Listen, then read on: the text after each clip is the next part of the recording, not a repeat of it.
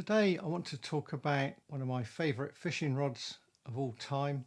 I have to go back quite a long time to 1991, October 1991. I was thinking of treating myself to a new match rod. Normark had a rod out for maybe a couple of years, a Normark Krypton, and it was quite a decent rod. I wasn't sure about it though. I'd already got a Normark Avenger, the original Mark 1, and a new rod had just come out, only a few months past, maybe even weeks. The Normark Titan 2000, and these 2000 series, there'll be a microlight and eventually an Avenger as well 2 or 3 years later, were definitely better than the original microlight Titan and Avenger. The original Avenger was a very good rod. I loved it for fishing bigger floats, very good with big wagglers. And the Titan 2000 was like a lighter version, a very, very good waggler rod. But it was quite expensive. The full list price was over, I think, £350, which sounds very bad. That's a lot of money in 1991, but there were deals around that you could get it for about 240, 250, and someone I knew that he could get it for, I think, 241 for me. To help me make up my mind, Wayne, my mate Wayne, who I travelled with back then in my match fishing days, lent me his Normark Krypton rod for an open match on a Saturday on the Bristol Avon at Chippenham. Not somewhere I ever fished very often. I fished about 4 or 5 matches, to see what I thought of it. It was very nice for waggler fishing, but it had a big snag. It felt top heavy, and Wayne had loaded, he chopped a bit off the butt of it, and he'd loaded up some lead in there. But when you get that lead in a handle, when you strike, you tend to get a little bit of a sort of after kick. It's hard to describe, but you have to sort of slow down that lump of lead that you've got moving. I did all right in the match at about £8 of roach and perch and came second. Handed the rod back to Wayne the following day when we travelled up to the Kennet and Avon Canal at Devizes for a winter league. That had sort of made my mind up that maybe the Titan 2000 was the rod to go for. But £85 towards that rod, that's a good start. The following day in the winter league, I think I picked up some section money wherever I think we were on the canal, and I won my section, so another £12 towards the total. And then the following week, on the Tuesday and the Wednesday, Barclays Bank AA had its annual 2 matches, which were together Tuesday and Wednesday, around Oxford, and the individual championship on the Tuesday at Medley, and the team match at Clifton Hampden, which is not even a venue anymore for Oxford anglers. But so we turned up on Medley. It was gin clear, barely moving. I can remember standing on the Rainbow Bridge as we walked over it and looking down into about 5 or 6 foot of water, and I could see the leaves on the bottom. That's not a good sign. Very, very little flow. And I fished very fine with my Avenger, my original Avenger, but with a 12-ounce hook length and a 22. And that 12-ounce would have been something like Force, or I think it would have been Force, which it's quite a tough line. And I had a good match. I had plenty of roach and perch and a bonus chub, which I got out on the Avenger, and it dug around in the lilies close in. And I thought, well, you're going to come out one way or the other. The cabbages, sort of underwater lilies, if you like, were rotting by then. It's sort of about 9th or 10th of October without looking up the calendar. Protesting, the chub came up and with loads of all crap floating up and floating away. and I think it was £4 and I won the match with £11 odd, and another £100 towards that total. So now I've got not far short of £200, and that sort of made my mind up to buy the Titan 2000. The Wednesday at Clifton, I didn't do very well. I had a couple of pounds. I didn't win anything with that. So I must have seen. We probably had a team meeting of Team Castle in the week. By the following weekend, I've got the rod. Anyone who knows the rod, I've still got the rod bag. These velvet rod bags, very smart. I don't know if you can read that. But Team Normark Titan 2000 match. And I started to fish with it. I think the first time I fished with it was on the Bristol Avon, fishing a stick float at Melksham. I think we were practicing up there. And immediately I found a fault with it. And the fault was I didn't like this, the handle. This is a new one on there. But the screw down handle, the bit that your reel went on was only about 18, 19, 20 millimeters without measuring it. And wrapping my hand around it, I sort of get cramp in my hand. The action of the rod was fabulous, very, very forgiving, super rod.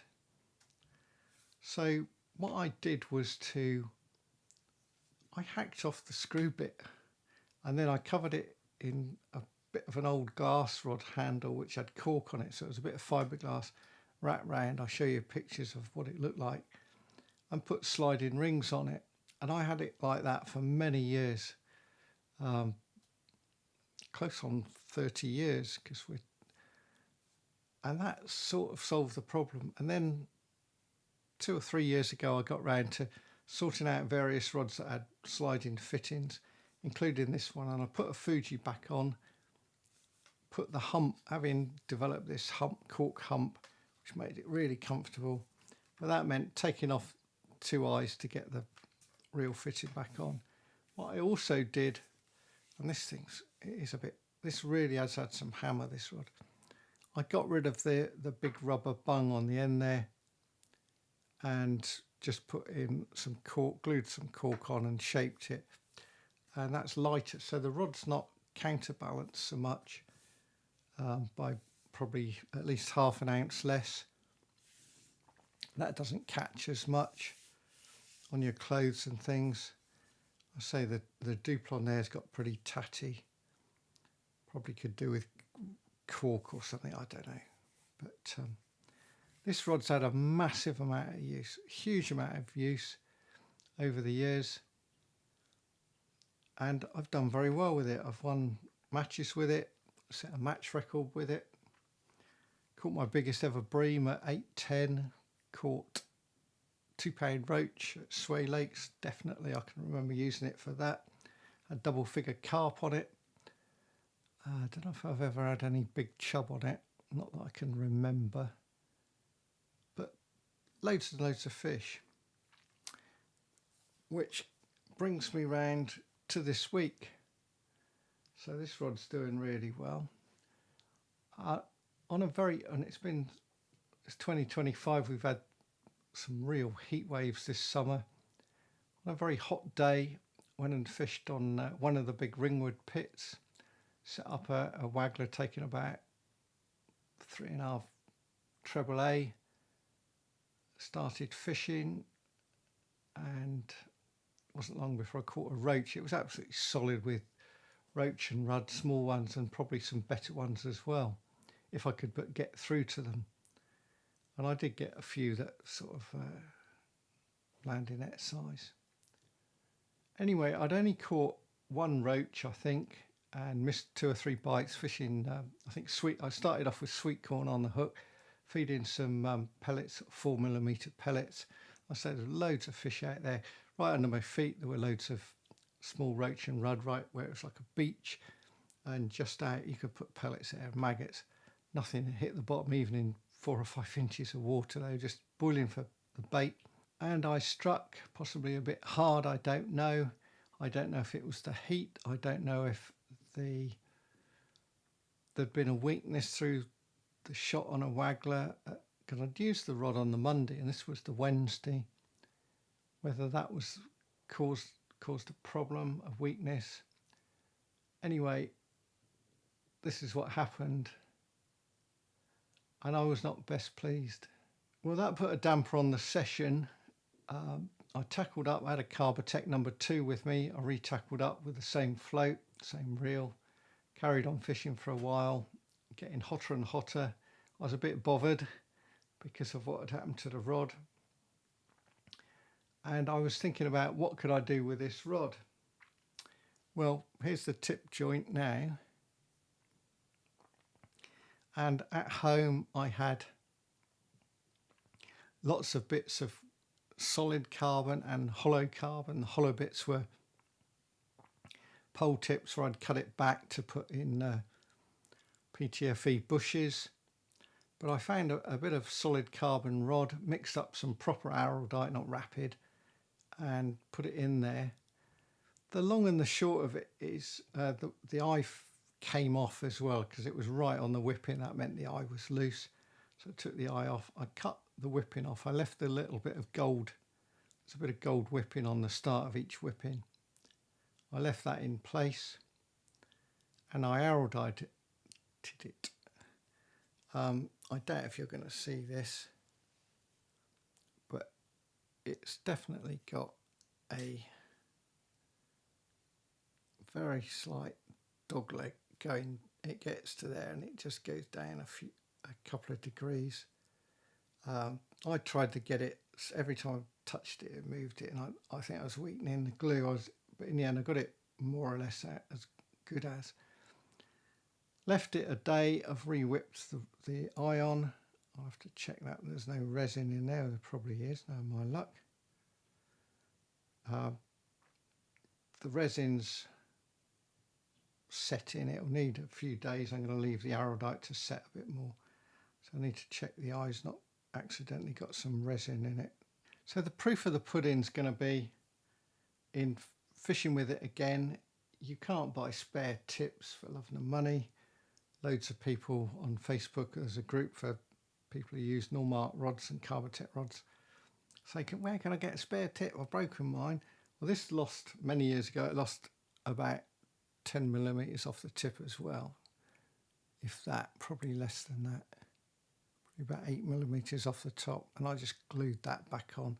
So it was never perfect. It's been well hammered. The handle's a mess. If it's still nice to fish with, will it have a flat spot? I don't know. There's not much bend down this end. I don't know. It'd be interesting to see to fish with it. The bend's down that end, not down. Down here it's pretty stiff and the whole rod will bend a tiny bit. We shall see. I've got plenty of float rods. If this one's functional, if not perfect, that's good enough. It's got an original Titan that I got about 3 years ago. Still got my original Avenger. I've got a couple of Avenger 2000s, a couple of microlights and a quiver tip rod, number 2, but with a number 1 tip as well. So add in tri-cast rods, Preston, a Map, Harrison Blank, Dave Harrell rod, and a few others as well. Then I'm not going short on the match rod scene. And like I say, if this one still works for another few years, then good enough. Until next week, it's goodbye for now.